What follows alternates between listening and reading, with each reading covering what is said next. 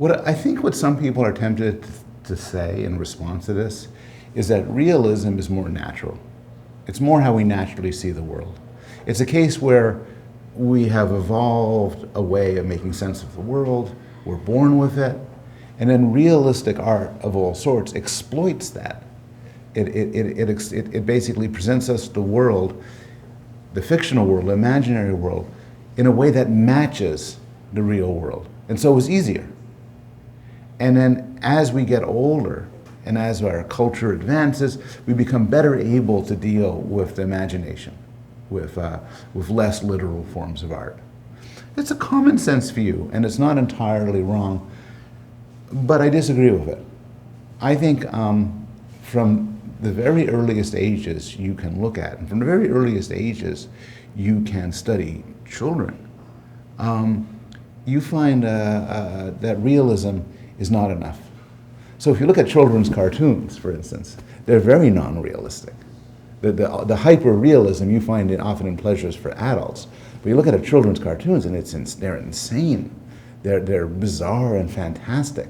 They violate all sorts of conventions of the physical reality, conventions of storytelling, and yet children are drawn to them.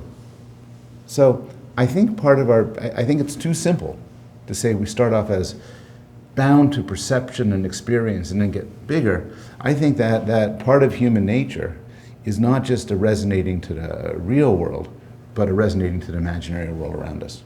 This isn't an issue I've done any psychological research on, and I'll just give a sort of hunch, which is, and from my own aesthetic judgment, magical realism is really difficult to do right.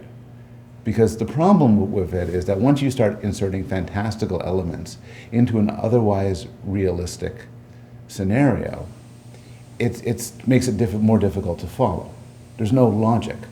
So in fact, a science fiction, a fantasy, has a fantasy logic to it. You know what the rules are. And certainly for realism, you know what the rules are.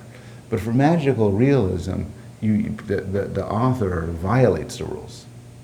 And this can be, if the author's not extremely good at it, simply annoying.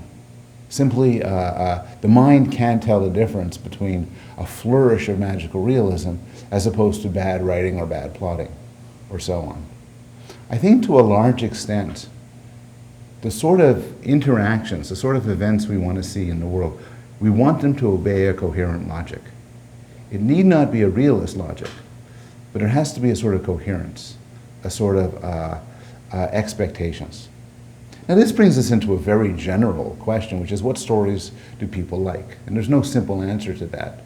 But a very simple way of seeing this is they like stories that have a sort of logic to it, a sequence, an expectation that gets violated in clever ways.